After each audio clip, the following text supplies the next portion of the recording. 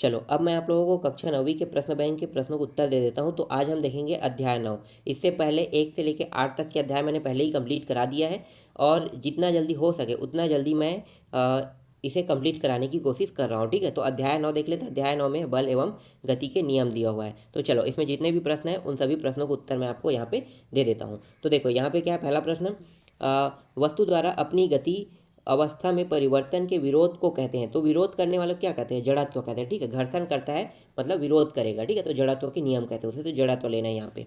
इसके बाद देखो बल का मात्रक क्या होता है। तो बल का मात्रक क्या होगा, बल के मात्रक को हम न्यूटन से दर्शाते हैं, तो यहाँ पे न्यूटन लेना है। इसके बाद तीसरा है, असमान द्रव्यमान की दो वस्तुएं एक ही संवेग में गतिशील है, किसका वेग अधिक होगा। तो किसका वेग अधिक होगा, तो जो जो हल्की रहेगा ना उसका वेग अधिक होगा। तो यहाँ पे क्या लेना है, आपको हल्का लेना है। इसके बाद देखो चौथा प्रश्न क्या है। चौथा प्रश्न है यहाँ पे, एम द्रव्यमान की वस्तु जिसका वेग v है इसका संवेग होगा। तो इसका संवेग होगा mv होगा। यहाँ पे आपको पहला लेना है, ठीक है, अ लेना है। इसके बाद देख लेते हैं रिक्त स्थान देख लेते हैं। तो रिक्त स्थान में देखो पहला प्रश्न क्या है।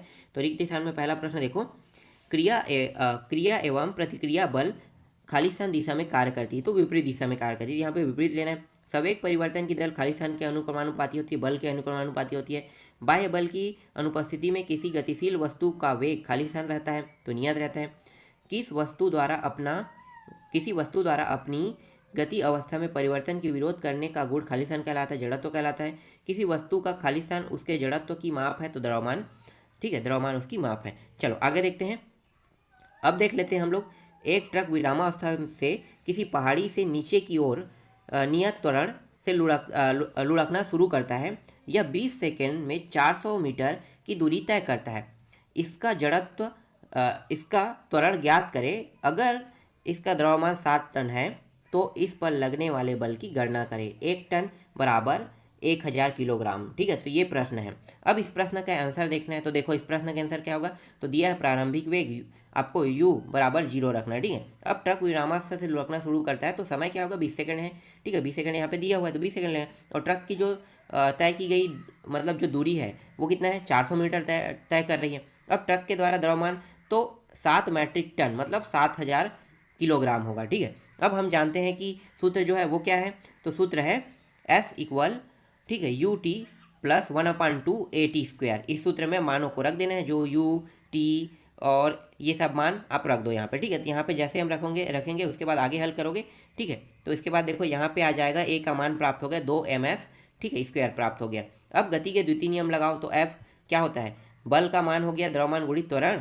और इसके बाद देखो 7000 को हमने गुणित कर दिया 2 से, 14000 आ गया। तो F का मान कितना निकल गया, 14000 न्यूटन। तो ये इसका आंसर है। ठीक है, पहला प्रश्न बन गया। चलो आगे देखते हैं दूसरा प्रश्न।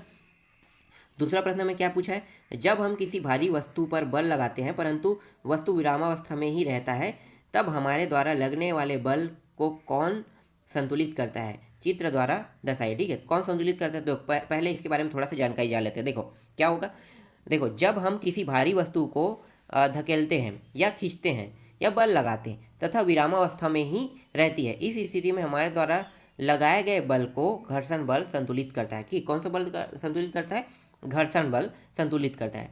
अब इसके लिए हमें चित्र भी बताना है। ठीक है, तो देखो चित्र देखो यहाँ पे। ठीक है, यहाँ पे एक मान लो एक पिंड है, m से द्रव्यमान है, तो m से हमने इसे दर्शा दिया। बल हम लगा रहे हैं, F जो है वो बल उधर लगा रहे हैं। तो क्या होगा, विपरीत दिशा में भी बल लगे, जिस दिशा में बल लगा रहे हैं उस दिशा के विपरीत भी बल लगता है। तो नीचे में देखो म्यू लिखा हुआ है mg, ठीक है, म्यू एन mg, तो क्या है, विपरीत दिशा में भी उतना ही बल पीछे की ओर लग रहे हैं।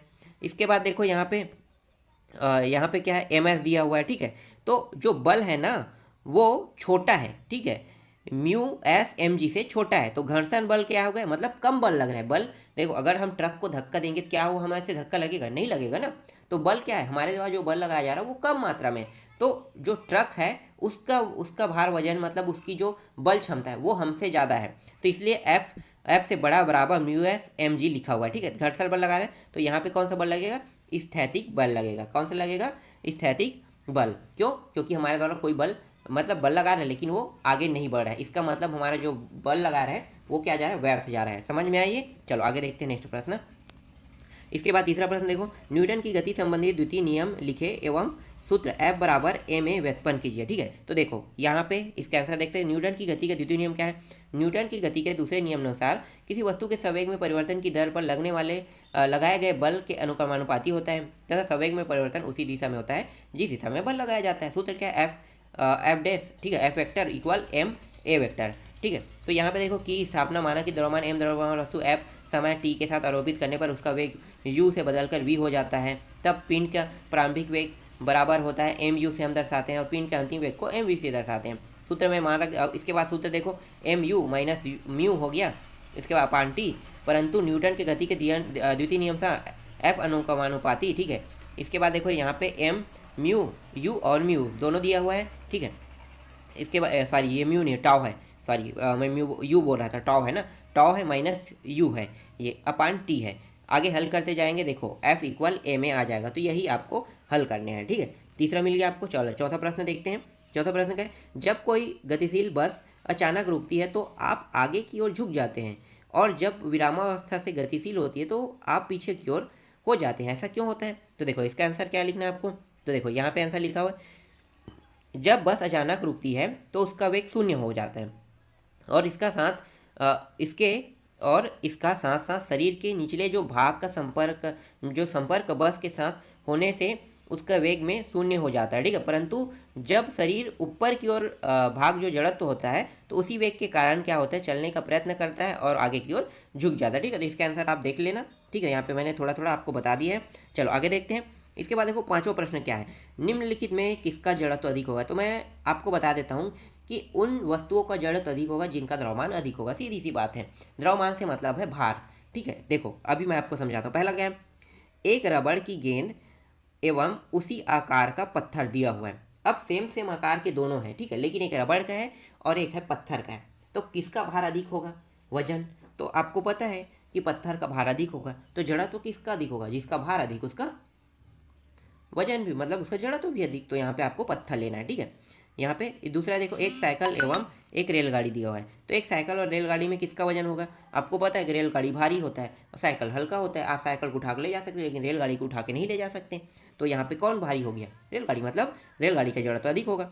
इसके बाद देखो तीसरा, 5 रुपये का एक सिक्का एवं 1 रुपये का सिक्का दिया हुआ है। अब इसमें कौन अधिक होगा? तो 1 रुपये के सिक्के छोटे होते हैं 5 रुपये के मुकाबले, आप लोग देखे होंगे। ठीक है, तो 5 रुपये का सिक्का बड़ा है, इसका मतलब क्या? उसका भार अधिक होगा, तो 5 रुपये सिक्का लेना। अब यहाँ पे देखो 1 किलोग्राम लोहे का टुकड़ा और 1 किलोग्राम लकड़ी का टुकड़ा, दोनों किलोग्राम में दर्शा है। अब दोनों का भार बराबर है तो कौन होगा? तो यहाँ पे दोनों का जड़त्व तो बराबर आएगा। ठीक है, भार से हम लोग संबंधित ले रहे हैं, तो भार क्या है? भार अगर दोनों का बराबर है इसका मतलब क्या है कि दोनों क्या हो गए? बराबर हो जड़त्व में। चलो आगे देखते हैं। छठवां प्रश्न देखो, कोई क्रिकेट खिलाड़ी गेंद को कैच करते समय अपने हाथ को पीछे की ओर क्यों खींच लेता है? कारण स्पष्ट कीजिए। तो देखो कारण स्पष्ट करना है, तो देखो इसका आंसर क्या होगा? क्योंकि संवेग परिवर्तन की दर लगाए गए बल के समानुपाती होता है। संवेग परिवर्तन में समय बढ़ने से बल कम हो जाता है जिससे हाथ में चोट कम लगती है। ठीक है, इसलिए क्रिकेट खिलाड़ी क्या करते हैं? अपने हाथ को पीछे ले लेते हैं कैच लेते समय। समझ में आ गया? चलो आगे देखते हैं। सातवां प्रश्न क्या है? इसमें अधिक बल की आवश्यकता होगी। 2 किलोग्राम द्रव्यमान वाली किसी वस्तु में 5 ms-2 की दर से त्वरित करने में या 4 किलोग्राम द्रव्यमान वाली किसी वस्तु को 2 ms-2 की दर से त्वरित करने में। ठीक है, तो इसका आंसर क्या होगा? देखो यार ये रहा इसका आंसर। ठीक है, तो ये थोड़ा टफ दिखाई दे रहा है आपको, ये इसका आंसर है। ठीक है, ये आपको लेना है। चलो आगे देखते हैं। इसके बाद देख लेते हैं 8वां प्रश्न।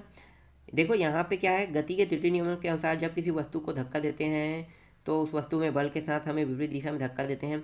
ये चीज़ मैंने प्रश्न को पहले ही समझाया, इसका उत्तर मैं आपको डायरेक्ट दे देता हूँ। ठीक है, न्यूटन के गति वाला एक प्रश्न कौन था?